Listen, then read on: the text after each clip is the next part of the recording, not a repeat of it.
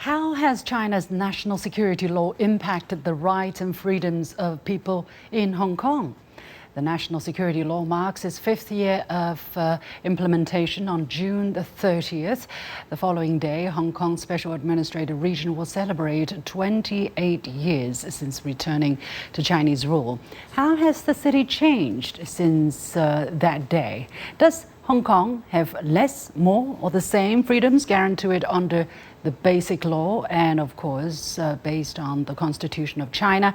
And what is its secret to becoming Asia's #1 international city, according to some latest rankings?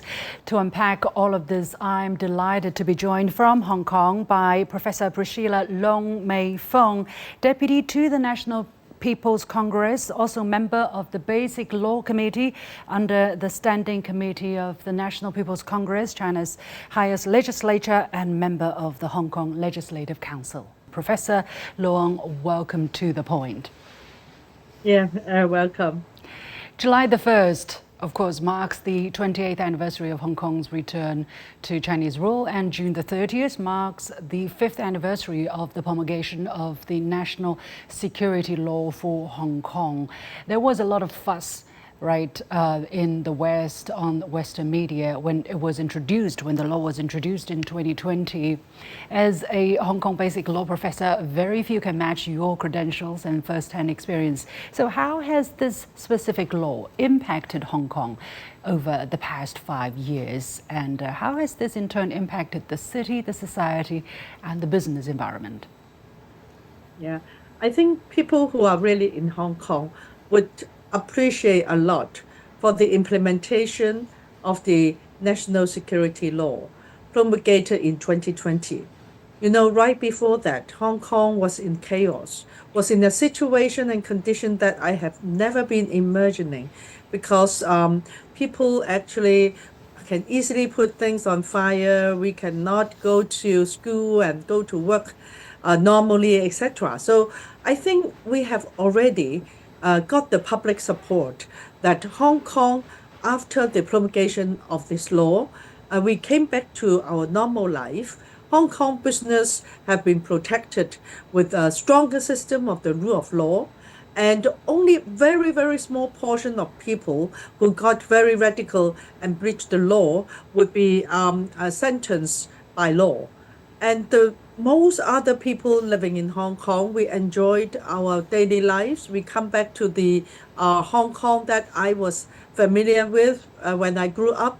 And Hong Kong, you know, after making efforts for these 5 years, we adhere to a very, very strong system of the rule of law, also a low tax policy with the freest economy on earth.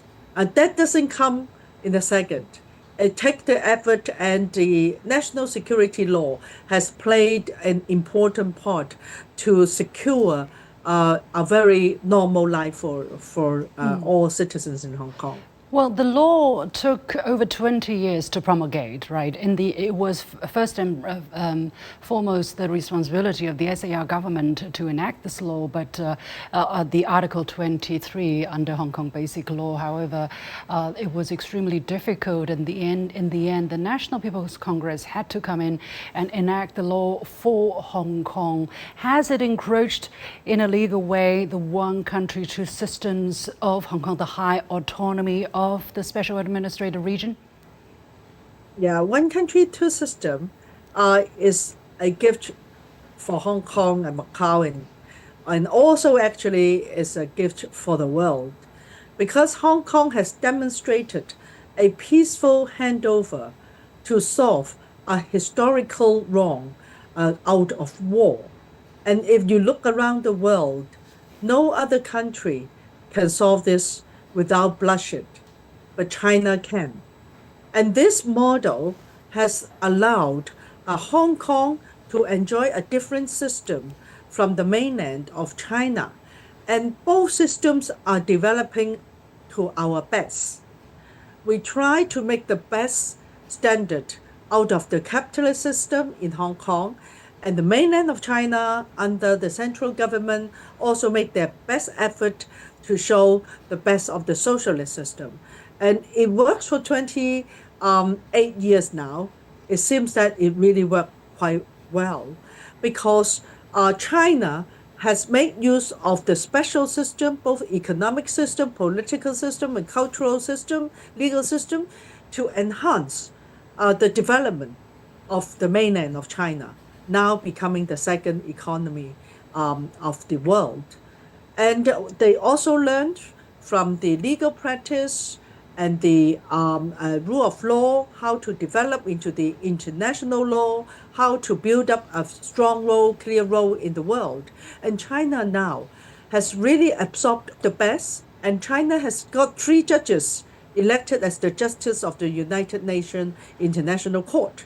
So actually, both systems have helped each other. And Hong Kong, of course, we are a very small economy.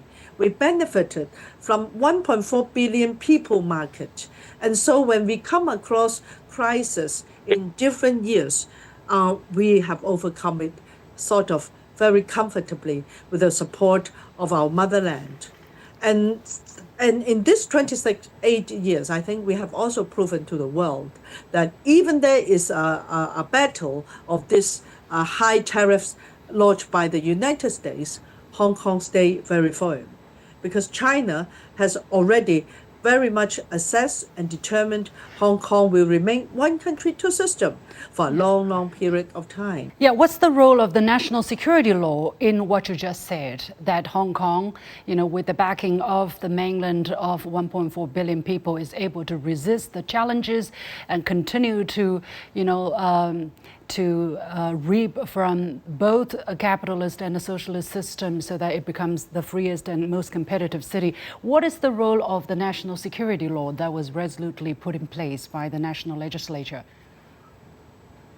Basic Law Article 23 had a very clear legislative intent that they want Hong Kong to protect national security by taking reference to the common law system.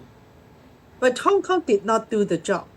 So for 26 years until last year, and Hong Kong has truly experienced when a city without the protection of national security, what would happen? We even cannot protect our own property. Private property cannot be protected, lives cannot be protected, and there's no rule for people to follow. A good system for investment. We have to have political stability and foreseeability and certainty for the investors. And now, overseas investors, domestic investors, they all know very well with the support and the safeguard of the national security law as well as the national security ordinance promulgated last year, Hong Kong has a very good system to protect our investment, our daily life, not to be invaded. Our money will be protected. What do you say to those who are pushing a narrative or who have been pushing a narrative that Hong Kong is not the same anymore, that a lot of its freedom and liberty have been taken away, encroached upon because of this heavy-handedness from the central government? What has made the difference so that there is this national security law, but in implementation it has been handled in a way that the maximum freedom is guaranteed to people who do not intend to damage or hurt Hong Kong's national security and that of the People's Republic? Hong Kong is very famous for our rule of law. National security law is part of it. In order to guarantee our rule of law will not be encroached by very radical people who do not want to obey the law. The rule of law is to protect people who are willing to follow the same rule of game, to do business, to do their own things, their property being protected. At the same time, they should not take away other people's property by breaching the law. So whoever breached the law in Hong Kong will get their reference penalty. That actually always, I like that. So the implementation of the national security law actually is to protect one country, two systems. not to be attacked by unnecessary or malicious external forces, as well as people who go astray from the system. Like, say, for example, some people advocated pro-independence of Hong Kong. This is completely against one country, two systems. China has made their best efforts to protect one country, two systems.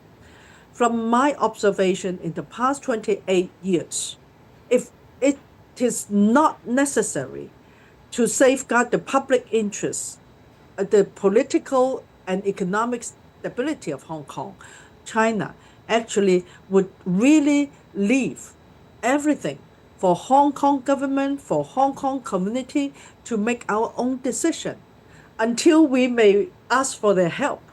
Like when we are facing economic crisis, we might need the help from the central government for some additional policy to help us. Apart from that, actually China has adopted a very self-restrained, de minimis attitude. They would not interfere anything on Hong Kong unless it's so necessary that they are helping Hong Kong, but not trying to interfere in Hong Kong, as all these malicious statements have claimed. Hong Kong actually is very, very happy right now. Actually, if you see other parts of the world, you can see the national security law with the existence of Article 4 and Article 5, as well as Section 2 of our National Security Ordinance. We spell out the protection of human rights in accordance with the International Covenants of Political and Civil Liberties. If you compare the national security laws all over the world, in UK, in US, in other common law jurisdictions, I can guarantee here the piece of national security law in Hong Kong is a really, really modern piece of law, as well as is a very, very in line with international standard to protect freedom of speech, to protect freedom of expression, freedom of movement, etc. You know, Hong Kong even will protect the greatest economic freedom. So that's why we attract again. We are ranked number one to be the most competitive economy on earth. It's not just from who and who say it. It's by our performance, by our system, which is protected by the basic law of Hong Kong, which is the highest law as regarded in the Hong Kong SAR. Well, time has told those people wrong who were attacking this law, who claim that Hong Kong's freedom or autonomy is absolute. Time has indeed taught us a thing or two. Thank you so much for taking your time for us, Professor Priscilla Leung Mei-fun, Deputy to the National People's Congress, Basic Law Committee member and member of Hong Kong's Legislative Council. With that, we come to the end of this edition of The Point with me, Li Xin. As always, you can follow me on Facebook and X using the handle Li Xin in Beijing. On behalf of the whole team, thank you for joining. You've got the point.